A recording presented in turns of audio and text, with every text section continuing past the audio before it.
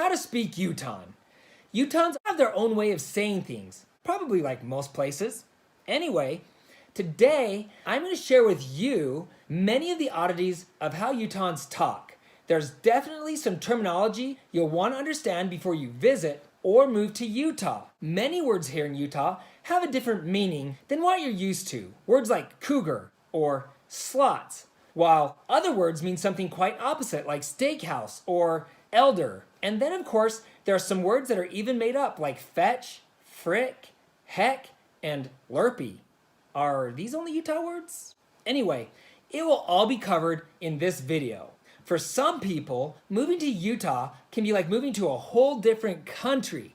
So you may want to pay attention. And when this video is over, be sure to watch my video, Utah, Everything You Need to Know, which gives you a brief history of Utah, but also shows you the best things to see and do when you arrive. I'll put a link to that below. I'm going to start with Mormon terminology. And just so you know, Mormons prefer to go by Latter-day Saints. An accepted and often used acronym for a member of the Church of Jesus Christ of Latter-day Saints is LDS. So I'll replace the word Mormon with LDS or Latter-day Saints. Okay, here we go. Steakhouse, not a place to eat steak.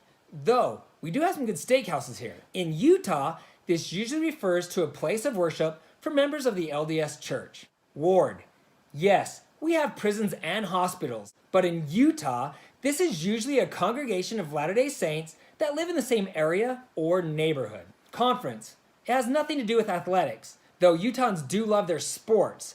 I'm referring to the gathering of LDS church members to listen to their leaders and the Mormon Tabernacle Choir. Elder, yes, Utah has a lot of old people, but the word elder here usually means the opposite. An elder is a missionary for the LDS Church. You'll know them by the white shirts and tie with the black name badge.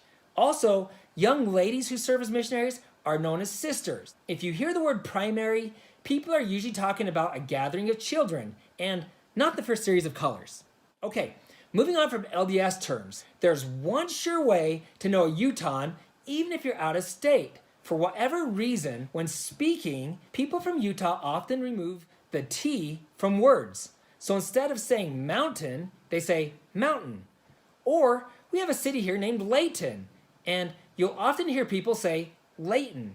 It's actually kind of fun and addictive.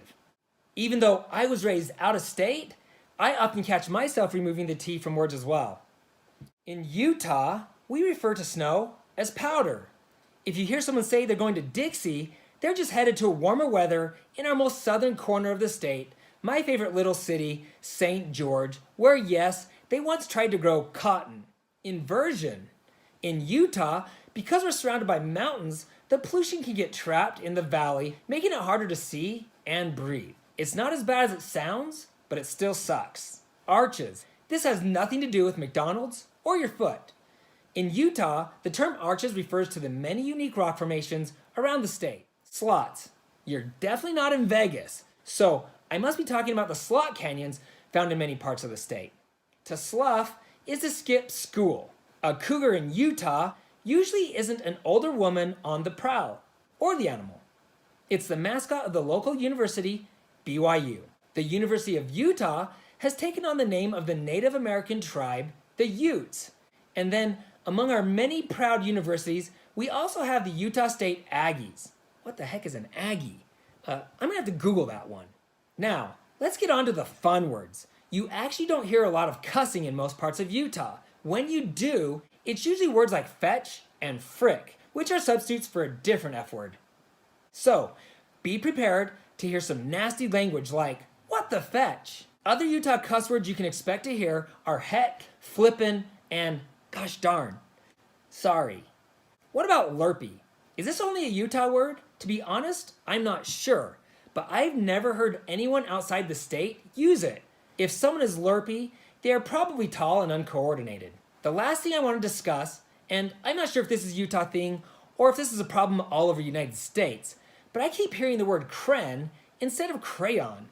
I even heard a teacher use the word cren, and believe it or not, I once found myself in a heated debate on cren versus crayon. Seriously though, I'm not joking. Anyone else have this problem where you live? If you do, I want to hear about it. Please leave your comments below. Speaking of leaving comments, if I've left something out, please let me know. Sincerely. Well, that's it. You can find me on Instagram at Ty the Real Estate Guy. If you found this information helpful, please give me a thumbs up. And if you know someone that's planning to move to or visit Utah, please share this video with them. If you have any questions or comments, I would love to hear from you. Please type your remarks below. Again, thanks for watching, and please hit that little red subscribe button below. It will make you happy.